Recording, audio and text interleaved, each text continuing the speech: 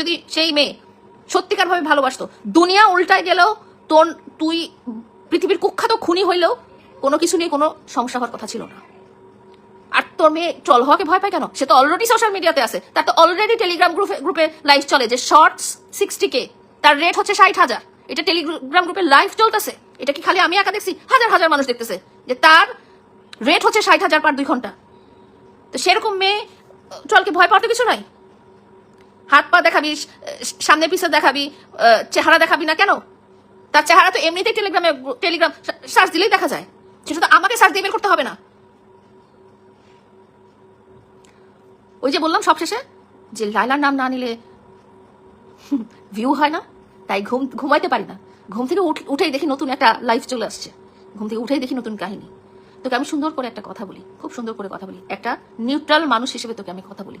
প্রথমত, তুই যদি ভালো, সুন্দর, সুস্থ লাইফ চাইস, জীবন চাইস, প্রথম থেকে তোর মাথা থেকে প্রতারণা করে খাওয়ার ব্যাপারটা দূর করতে হবে।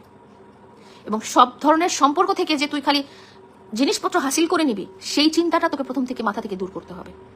তুই নিজে যখন একদম শুদ্ধতম মানুষ হিসেবে দাঁড়াবি, হ্যাঁ, যে না আমি সৎ পথে চলবো, আমি কোনো মেয়ের টাকা আত্মসাৎ করে খাবো না, আমি সুন্দর পথে চলবো, কারো ক্ষতি করব না, কারো অসম্মানই করব না, নিজেকে আগে সিদ্ধ করবি। দ্বিতীয় কথা হচ্ছে, তুই নেশা থেকে বের হবি। তুই যে হিরোইন, গাঁজা, আইস, কি জানি আছে, মারিজুয়ানা, পপি, এই সে, এগুলা খাইস, এগুলা যতদিন খাবি, মদ, হ্যাঁ, এগুলা যতদিন খাবি ততদিন তোর লাইফ ঠিক হবে না। প্রথম কথা, নিজের মাথা থেকে প্রতারণা করার চিন্তা দূর করতে হবে। দ্বিতীয় কথা, নেশা থেকে বের হতে হবে। তৃতীয় কথা, মেয়ে মানুষের কাছ থেকে বের হতে হবে, দূর হতে হবে। এই 3টা জিনিস তুই দূর কর, দেখবি তোর লাইফটা কত সুন্দর। চতুর্থ কথা, তোর ওই মাকে, ওই বাবাকে ঢাকায় আনা যাবে না। তাদের জন্য ওই যে কোটি টাকা দামে যে গ্রামের বাড়িটা করে রেখে আসছিস, কোটি টাকার দামের বাড়িতে রেখে আসবি, এখান থেকে তুই তাদের খরচে পাঠাবি। কেন আনা যাবে জানিস? তোর মা যদি সাধারণ মা হইতো, তোর মা যদি আমাদের মায়ের মতো মা হইতো, তোর মা যদি জনগণের মায়ের মতো মা হইতো, তাহলে কোনো সমস্যা ছিল না। তোর মা হচ্ছে ইবলিশের আরেকটা মানে নারী ফর্মুলা। সরি টু সে, মাকে নিয়ে এরকম কথা বলতে হয় না, কিন্তু তার মা যে এরকম না, তার মা আসলে মা না। হ্যাঁ, তার মা, তোর জীবনটা নষ্ট করছে।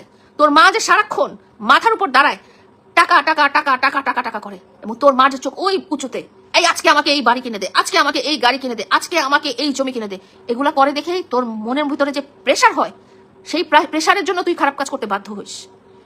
তোর মায়ের এই মানে অফুরন্ত চাহিদা, অফুরন্ত মানে অবাস্তব চাহিদা পূরণ করতে যে তুই আজকে খারাপ পথে খারাপ কাজগুলো করিস। সো তোর মাকে তুই দূরে রাখ, তোর মাকে তোর সংসারে আনিস না, দূরে রাখ। ওই গ্রামে যে কোটি টাকা বাড়ি করে দিয়ে আসছিস, ওইখানে তোর মাকে রাখবি, মাসে মাসে সমস্ত খরচ পাঠাবি, সমস্ত কিছু পাঠাবি, কিন্তু মাকে তোর সংসারে আনতে দিবি না। যেই মুহূর্তে তোর মাকে আর তোর বোনকে তোর সংসারে আনবি, সেই মুহূর্তে তোর আর তোর ওয়াইফ যেই হোক না কেন, মোহনা হোক আর ঐশ্বরিয়া রাই হোক, সেই সংসার ভেঙে যেতে বাধ্য, সেই সংসারে অশান্তি হইতে বাধ্য। এবং তোর মা যে পরিমাণ নাটকবাজ, উনি যেই পরিমাণ নাটক করতে পারে। তোরা যখন ওই বস্তির ঘরে ছিলি, তোর সাথে আমার ঝগড়া হয়েছিল, হ্যাঁ, আমার বাসা থেকে সিকিউরিটি গেছিল আমাকে সেভ করার জন্য, তুই আর তোর মা আমাকে মাইরা অজ্ঞান করে দিয়েছিলি।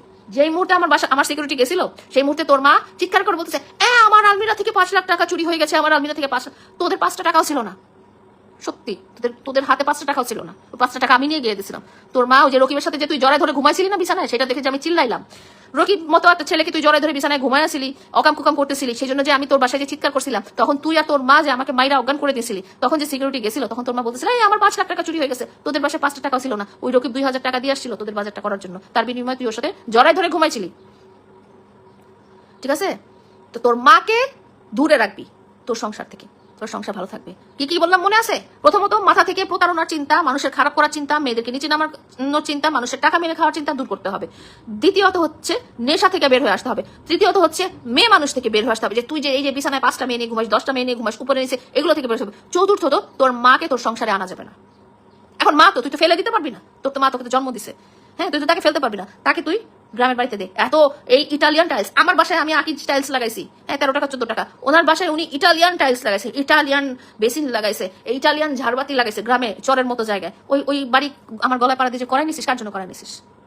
ওই বাড়িতে নিয়ে রাখ তোর মাকে, তোর বোনকে ওই বাড়িতে নিয়ে রাখ। ঠিক আছে? এই কয়টা না করতে পারলে জিন্দেগিতে তোর সংসার টিকবে না। আমি লাইলা আজকে বলে রাখলাম, এইগুলো তুই যদি না করিস তোর সংসার টিকবে না। দ্বিতীয়ত, তোর ওয়াইফকে বলতেছি, তুইও বলিস যে তোর পাস্ট প্রেজেন্ট যা হিস্ট্রি আছে, তুই যত খারাপ কাজ করছিস সবকিছু জেনে সে তোর লাইফে আসছে, নাকি সে তোর লাইফে আসছে যে লাইলাকে দেখানোর জন্য? যে লাইলা আমি পরকিয়া করে তোমার পার্টনারকে আমি নিয়ে নিলাম, লাইলা আমি পরকিয়া করে তোমার সংসার ভেঙলাম। করছো তো পরকিয়া করে আমার সংসার ভাঙছো, পরকিয়া করে আমার ভালোবাসার মানুষকে নিয়ে গেছো। মামুন যেরকমই হোক, যত খারাপই হোক, যত টোকাই হোক, তার ফ্যামিলি যা ইচ্ছা তাই হোক, 4টা বছরে মামুনের নামে একটা কমপ্লেনও আমার মুখ থেকে কোনোদিনও আসে নাই। আমার মা যা ইচ্ছা দুনিয়াতে যা ইচ্ছা তাই বলবে, যাক আমার পরিবার আমাকে ছেড়ে চলে যান, কিন্তু মামুনকে আমার কাছ থেকে কেউ আলাদা করতে পারে নাই, যতক্ষণ না পর্যন্ত কেউ তাকে টাকার লোভ দেখাইছে। টাকার লোভ দেখার পরেই তো তার মা তাকে নিয়ে চলে গেছে। তার মা বলছিল আজকের মধ্যে 2 লাখ টাকা দিয়ে আমাকে জমি কিনে দিতেই হবে, যেমন করে হোক এই জমি আমার চাই। 2 লাখ টাকাটা দিতে পারি নাই আমি।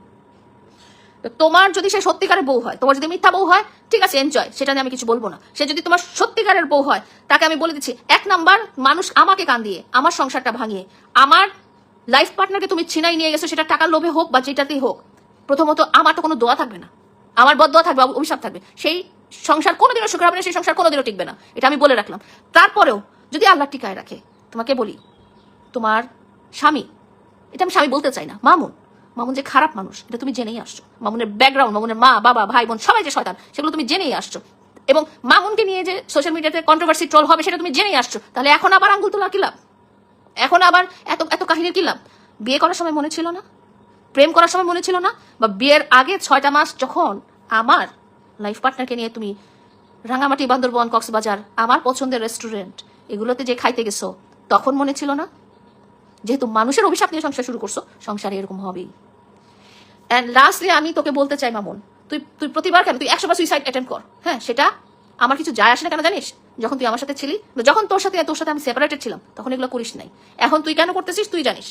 হয়তো তুই বাড়ি যাচ্ছিস, তোকে বাড়ি দিচ্ছে না, হয়তো তুই টাকা চাচ্ছিস, তোকে টাকা দিচ্ছে না। আর তোর ওয়াইফ, তাকে দুনিয়া সবাই চিনে। ওই যে বললাম না, তার রেট হচ্ছে 2 ঘন্টায় 60,000 টাকা, টেলিগ্রাম গ্রুপের লাইভ, আমি নিজের চোখে দেখছি, দুনিয়ার অনেক মানুষ দেখছে। এবং যারা ওইসব সাইট দেখে, হ্যাঁ, তারা সবাই ওকে চিনে। তো তাকে চেহারাটা ঢাকায় কতদিন হাইড করে রাখবি? সত্যি কথা হচ্ছে, যেটা রিয়ালিটি সেটা অ্যাকসেপ্ট করে নে। আর তুই সোশ্যাল মিডিয়াতে 100টা সাংবাদিক কেন, তুই সমস্ত বিবিসি সিএনএন এনেও বিবিসি সিএনএনকে সরি বলবি, তার আগে লাইলাকে একটা গালি দিবি এবং সরি বলার পরে লাইলাকে একটা গালি দিবি, সেটা কোনো সরি হলো না।